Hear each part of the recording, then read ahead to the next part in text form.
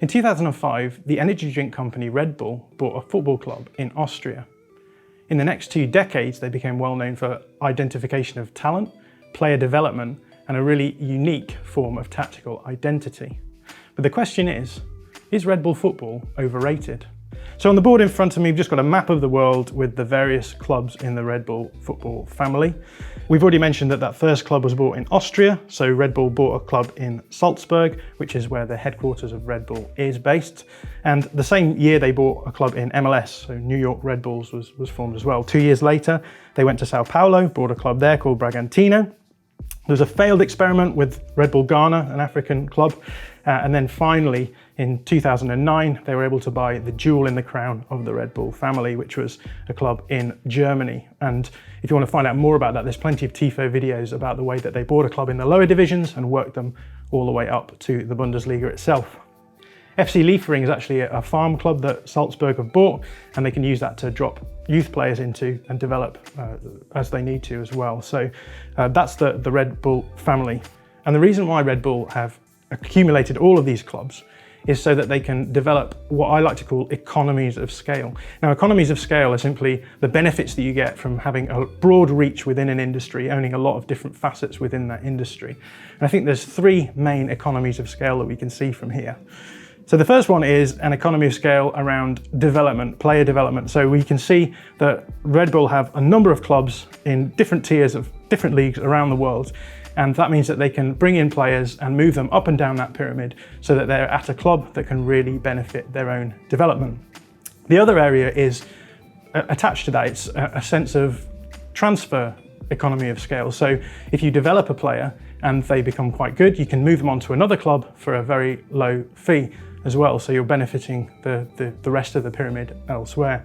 And then finally, there's what I like to call an economy of scale, which is based around expertise. So you've got a number of clubs around the world who can share information with one another. And on top of this, and I think this is most important, they can share a tactical identity. So all of these clubs are playing a similar style of football, and that allows them to then be able to move players from one club to the other. And also, as we'll see, managers. So on the next slide, I've got a family tree here of the Red Bull system. So at the top here, we've got Ralf Rangnick, who's the grandfather of the Red Bull system. Ralf Rangnick is a German manager who early on in his playing career played against Valery Lobanovsky's Dynamo Kiev, and they played a very specific form of gegenpressing football, which impressed him, and he instilled it into his own managerial approach and built a whole tactic based around that. He managed a number of different clubs, so Stuttgart, Hanover, Schalke as well, but Hoffenheim was the big one because Hoffenheim were moving up the football pyramid. When he joined them, he helped them move into the Bundesliga themselves. And off the back of that then, Ralf Rangnick was employed by Red Bull to oversee the football operations at RB Leipzig and Red Bull Salzburg. And at this time, Leipzig were moving up the pyramid themselves, so they thought that Ralf Rangnick could implement a style of play which would allow the Red Bull teams to get to the top level of their respective leagues. And so we can see here a number of managers now who have been influenced in some sense by Ralf Rangnick. So there's some managers who were players, so Thomas Tuchel at Stuttgart, Per Mertesacker at Hanover, but there's also some managers here as well who have gone through the system as managers. So Adi Hutter, Oliver Glasner, Marco Rosa, they all worked in the system at Red Bull Salzburg. Now there's one name in particular that stands out here, and that is Jesse Marsch, because a lot of the managers on this list here have done singular stints at Red Bull clubs, and then they've moved on out of the Red Bull system. But Jesse Marsch is almost like a disciple of Ralf Rangnick. He starts out life at MLS for Montreal Impact, but then moves to the New York Red Bulls and implements Ralf Rangnick's style of play there. He then goes to Leipzig to join Ralf Rangnick as an assistant manager for a season while Ralf Rangnick is doing an interim job there. And then he is given the next step up, which is the Red Bull Salzburg full job, has a great time over a couple of seasons in Salzburg. And then from there, he moves to the jewel in the crown of the Red Bull family, the Leipzig job proper, joins at the beginning of last season. But before we talk about Jesse Marsch's time properly, let's just contextualize what was going on at Leipzig at the time. So on this chart in front of me, I've got the Bundesliga season finishes for RB Leipzig. Now it starts in 2016-17 because that's the first season that Leipzig were in the Bundesliga. Their first manager there was Ralf Hasenhüttl, who you may know from Southampton, and he has a really impressive first season in the league. They challenge Bayern for the title and they end up finishing in second place. The following season, a little bit more disappointing. They finish in sixth place and then Hasenhüttl goes off to the Premier League. Ralf Rangnick is brought in for an interim period, and that's the period when Jesse Marsch joins as an assistant coach, and Rangnick is able to pull them back up to the third place, so back into the Champions League spots. At this point, Julian Nagelsmann is brought in, and Julian Nagelsmann is someone that Ralf Rangnick knows from his time at Hoffenheim, and Nagelsmann is able to repeat that third place finish, and then the following season is able to push them up to second place. So this is really impressive stuff. But the problem is that at this point, there's a bit of a crisis of confidence in the Red Bull system, because Julian Nagelsmann, during his 2-year stint, is slowly moving away from the tactical ideals that Ralf Rangnick has implemented across the Red Bull system. So when Julian Nagelsmann leaves at the end of the 2021 season, the Red Bull hierarchy have to ask this question about where the club goes next. Do they continue in the same mold that Julian Nagelsmann has adopted, which is moving towards a more possessional-based system, or do they go back and they instill the real, pure, ideological Red Bull style of play? And they answer that question by implementing Jesse Marsch as the manager. So Jesse Marsch is that almost a disciple of Ralf Rangnick who's gone through the whole system playing that Red Bull style of play. So they very much want to get back to their ideological, tactical ideals.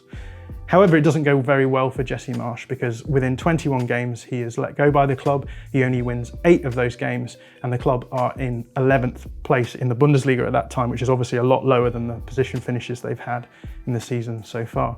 Interestingly enough, they then bring in Domenico Tedesco, who is more in the Julian Nagelsmann mold of possessional football rather than Red Bull aggressive, dynamic football. And so that suggests that that crisis of confidence that the Red Bull family have had is continuing a little bit. We talked a lot about tactical identity, but what is that Red Bull tactical identity? So on the board in front of me here, I've got Ralf Rangnick's tactical principles. We've got 4 here. We'll just talk through them quickly. So the first one is act, don't react. So this is very much a front foot, proactive form of football. It's also a system of football. So you want to dictate with and without the ball as a system, and not through individuals. So you're not relying on moments from individuals, you want in the system to achieve results. The second principle is numerical superiority and direct play. And so what that means is that Rangnick is going to try and get players and the ball into dangerous areas in front of goal, have overloads and be able to generate goals in that way. The third principle is use transitions. The famous maxims here are 5 seconds to win the ball once you turn it over. So if you lose the ball, you've got 5 seconds to win it back. And then if you do win it back, you've then got 10 seconds to score a goal from there. So this is really quick, aggressive, dynamic football. And unsurprisingly, the fourth tactical principle is sprint. So the idea is the more that you run, the more likely you are to win the ball back. The more likely you are to win the ball back, the more likely you are to score. So what does that look like on the pitch? Well, in front of me here, I've got the Leipzig team from the first game of last season, so Jesse Marsch's first game in charge. Just a few things to say. The first thing to note is that he's using a 4-2-3-1 formation, but Red Bull coaches can use a number of different formations. What they're looking for is a formation that allows them to be really narrow. So you can see here the players are all congregating around the middle of the pitch. That's because if you're going to be trying to counter-press the ball, win the ball back, it makes sense to congest central areas in particular. And if we draw penalty box area to penalty box area, you can see that all of the players, apart from the fullbacks, are within this central space. Now, the other area that is important to notice, I always think, for a Red Bull team, is this area here, between the centre midfielders and the centre backs. This is going to be the area where the Red Bull teams are going to try and get the ball. So you're going to try and get the ball in here, and you're going to try and get the players in here. So that's the overload and direct play that Rangnick is talking about.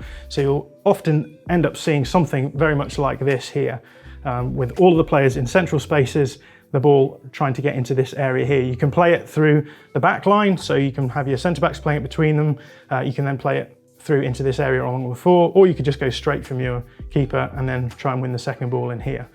And once you get the ball into this area, there's 2 things that can happen. Firstly, you can generate chances and score yourself. That's the ideal, just directly score. But more likely than not, you'll probably end up losing the ball here. So let's say that the opposition defence push on this ball and they win it back.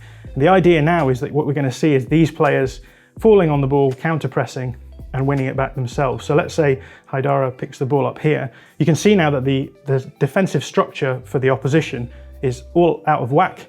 And so what you would then hope to do is for Haidara to be able to find this ball in behind. These defenders are out of position. You've generated a bit of a chaotic game state, and this will benefit the Red Bull team to try and score goals there. How does it look out of possession? Well, you're still going to be trying to do the same sorts of thing. You're still going to be trying to win the ball back through counter pressure and then attack through this central space.